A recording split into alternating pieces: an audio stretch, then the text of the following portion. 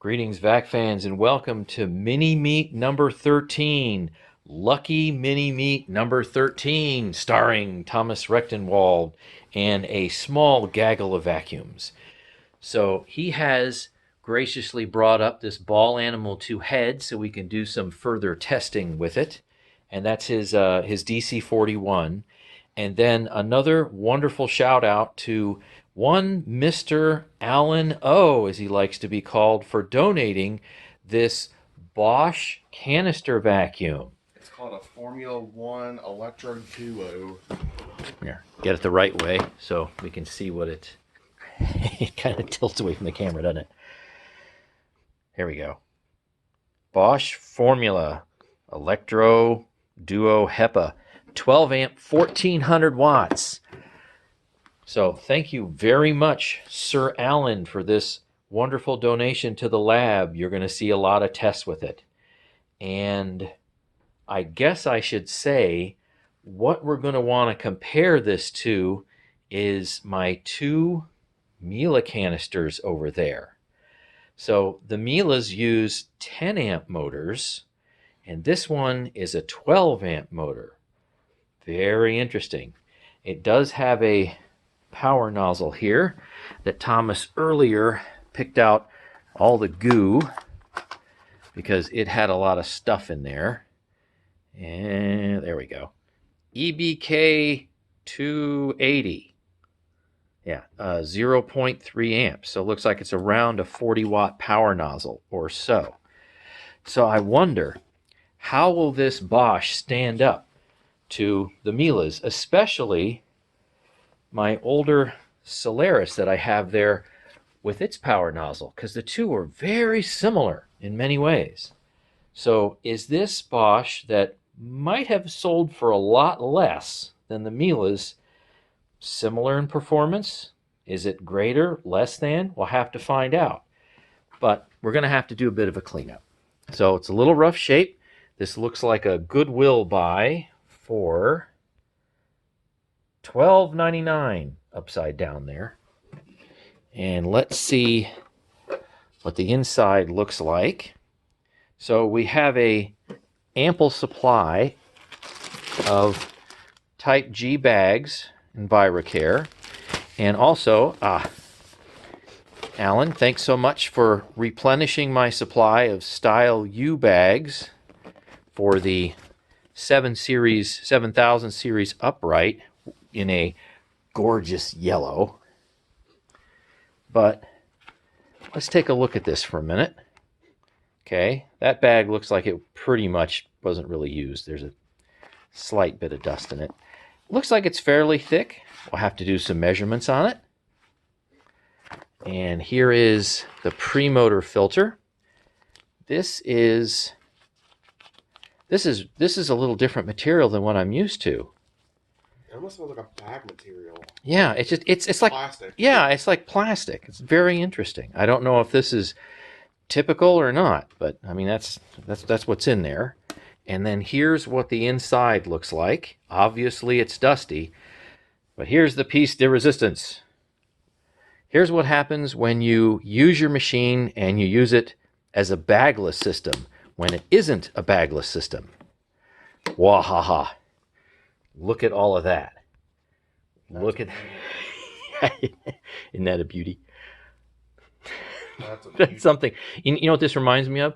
This reminds me of what the LG compressor does to its dirt. It kind of squashes it into like little bricks. But in this case, it's not supposed to be there. That definitely is not supposed to be there. I remember Alan saying that he thought it was used in like a hair salon or something without the bag put in it. They just plugged it in, swept up hair. Yeah, that's just amazing.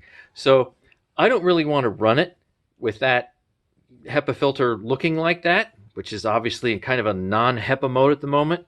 So I'm going to have Thomas volunteer to vacuum that off. So we got this baby right here. Let's do something.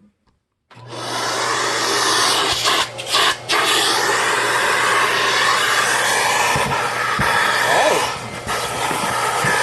Well,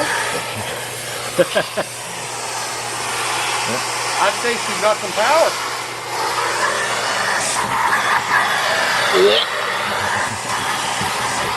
Oh, Lord. They don't smell good.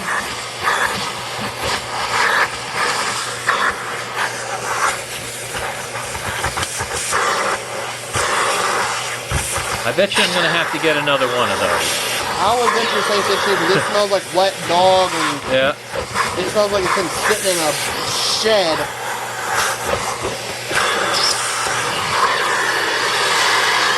Try something a little bit.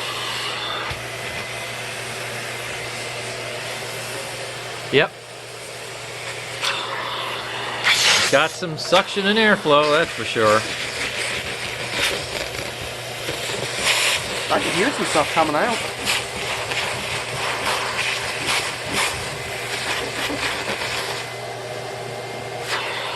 Listen to like it churning that motor.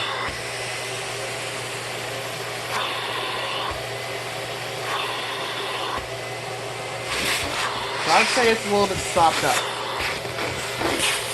Let's try moving a little bit.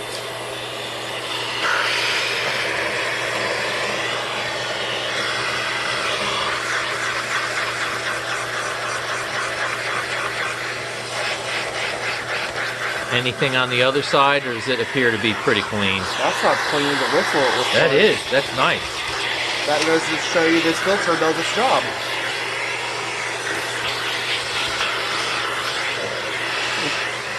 It's working here.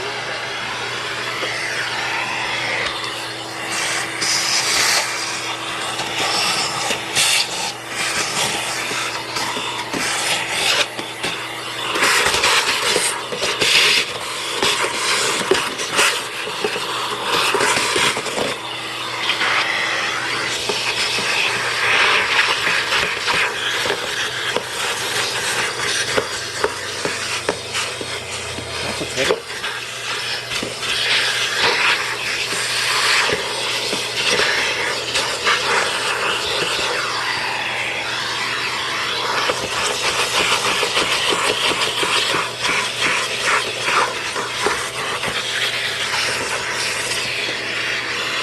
Not bad.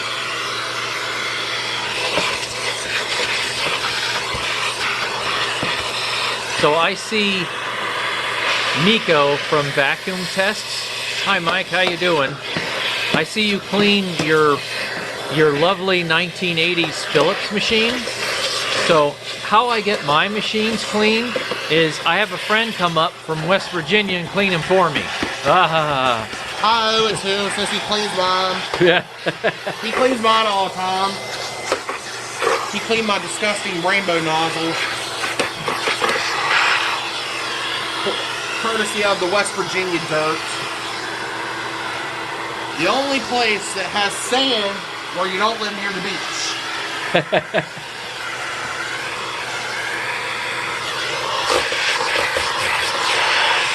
I don't know if I can get that corner clean.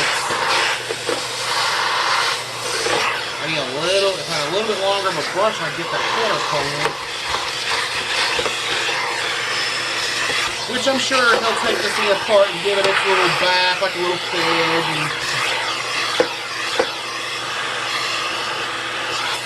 And he'll shine with armor on and everything.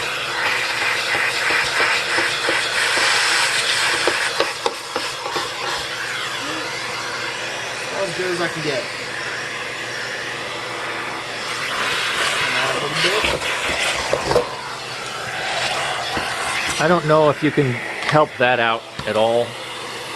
Maybe it won't make any difference.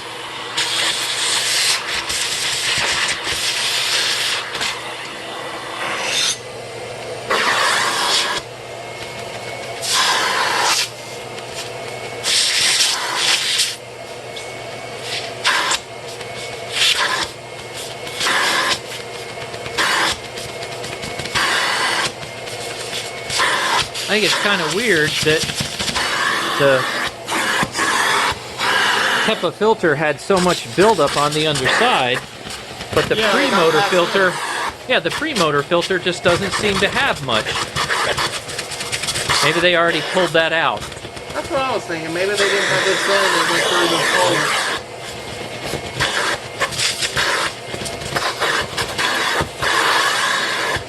Wait, look at the sand on me.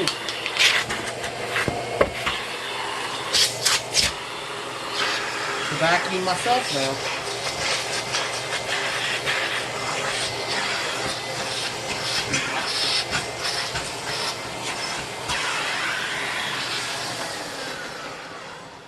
So, that looks a lot better already. Sure does. We can do some pre-testing on this, but of course, the real formal test will have to happen after we probably replace a couple of filters. Although the bags look good. We're good with bags, that's for sure. All right, now that we kind of have this Bosch cleaned up, let's do just some rudimentary airflow and suction tests with this thing. So we're going to start out with no filters in at all. Now keep in mind, this bag's actually clean. That one's fine. This is definitely clogged somewhat, and you'll see that in the video. And this definitely, look at that. That is also limiting airflow as well. So we're going to start out with nothing in the machine at all as far as filters, and we'll go ahead and run it at max power. I have already verified this is rated at 1400 watts, 12 amps, at about 121.5 volts under load. We are running at 12 amps. So the motor is actually running right. Okay, take it away, Thomas.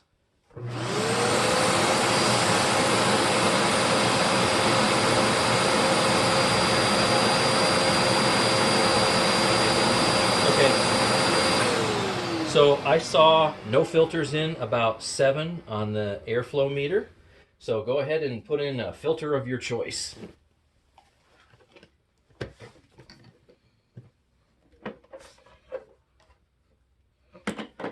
right, we're going to put the HEPA filter in. That was definitely abused. I know, you got to go and fiddle with that a little bit in order to kind of fake it. Say, hey, there's a bag in there, but there isn't. There we go. Okay, so let's see what that HEPA filter drags it down to. All right, take it away.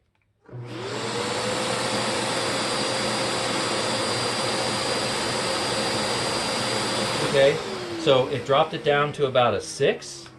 So that's, probably 6 or 7 CFM loss. I have to go back and look up on my tables, but putting that clogged HEPA filter in definitely lowered the CFM. Now, next one to lower the CFM. That weird premotor filter that we found out is definitely clogged. I gotta just fiddle with it a bit. It's definitely saying don't run without a bag.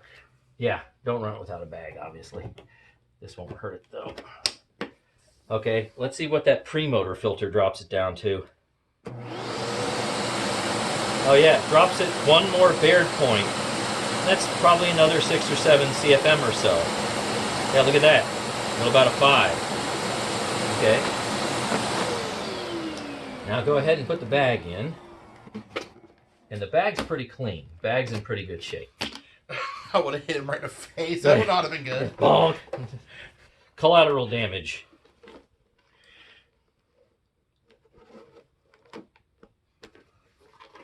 That is so weird how them bags go in. Yeah.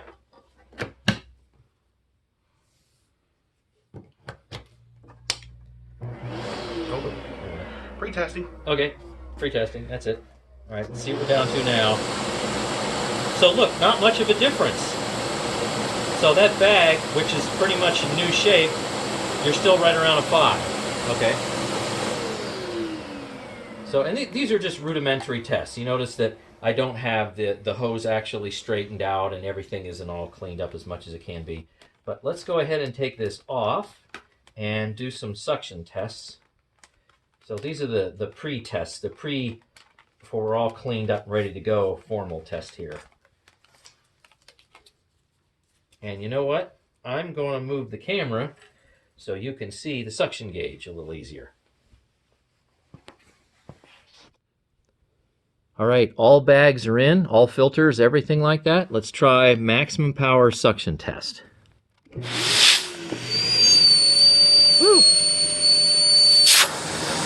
Oh, that's a squeaky.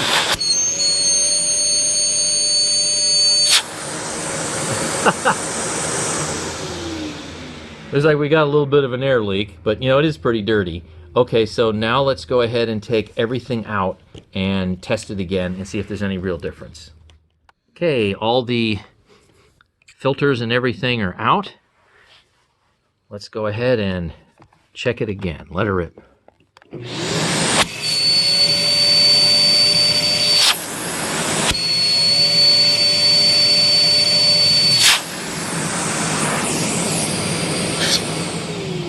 All right, small difference. I seem to be seeing maybe about an 80 or so, but keep in mind that this machine's obviously still very dirty. All right, let's take a look at the tools here. Really similar to the Miele tools. I mean, just really similar. Oh, that's dirty. Huh. Yeah, well, that's dirty, and it doesn't have that little adjustable angle, and that one looks like it's just about dead on Miele. And then, of course, that little lint picker dusting brush, that's very, very similar. This comes out. Oh, look at that. Okay, so you can take the whole tray out. I don't know what the point of taking the tray out is. Beats me. But you know what I'd like to find out from the YouTube crowd, my viewers? What was the original list price of this machine?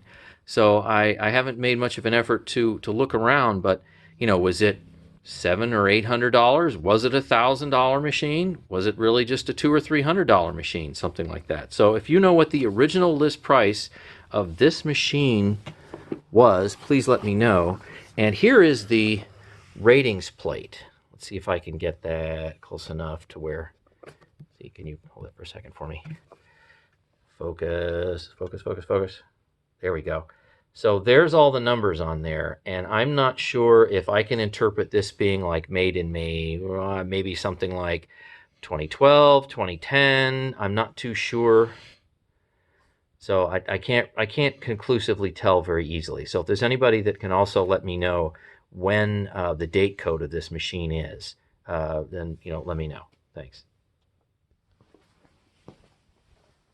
So let's go ahead and do a test run of this partially cleaned up Bosch formula. Get that out of the way there. Let's see what this does. So there's the power nozzle. Thomas graciously picked out what, strings and I picked out strings, hair, dust bunnies, all a kinds little of bit of weird stuff. everything. And you've got the wand here. Seems to be pretty good quality. Now, Bill did not mention this. That power nozzle does have very soft bristles. They are not aggressive. Yes. Yeah, they're definitely soft, and they're medium length. They're definitely soft. So they won't hurt any type of carpet. And you might even be okay with running them, like, say, on a bare floor, for example. So let's see. Let's try this thing. Start it on low, and I'll move it to high.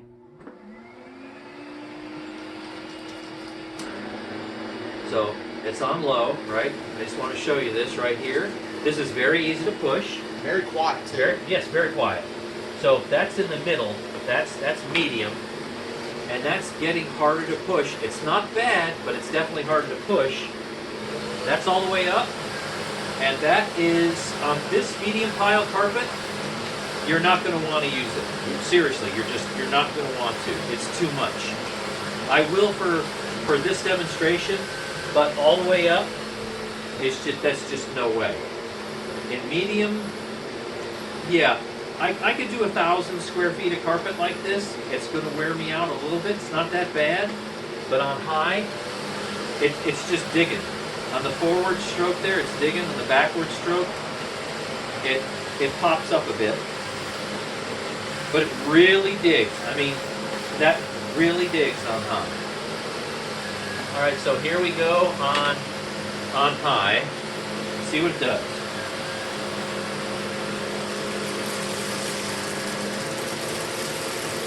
Well, as you see, we have a lot of snow plow.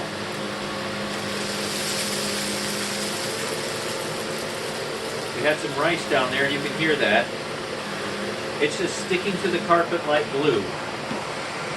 But it's certainly picked up, except for when it's snow plowed. Okay, so now I put it down to medium.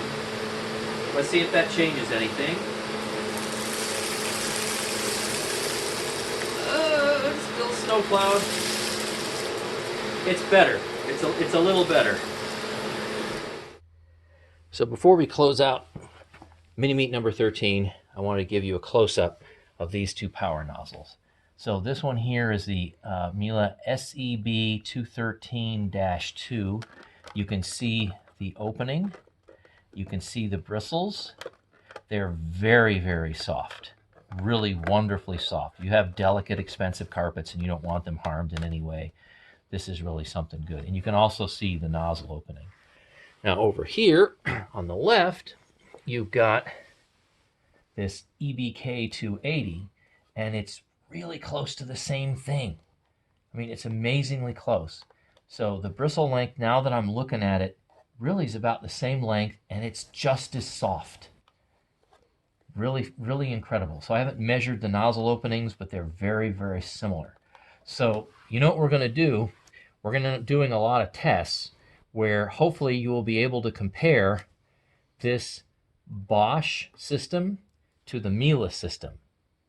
And if there's a big price difference, and I haven't looked yet, you guys have to tell me, between the Bosch and the Miele, maybe this is like the bargain version of a Miele. So it seems like the airflow is in the same range as what the Miele is. So I don't know, we'll find out. So any of you Bosch fans, hey, let me know, especially if you have both of these machines or something very similar to that. So this will go ahead and close out Mini Meat number 13. Stay tuned for obviously a lot more tests. And bye-bye from West Virginia. Thanks for watching.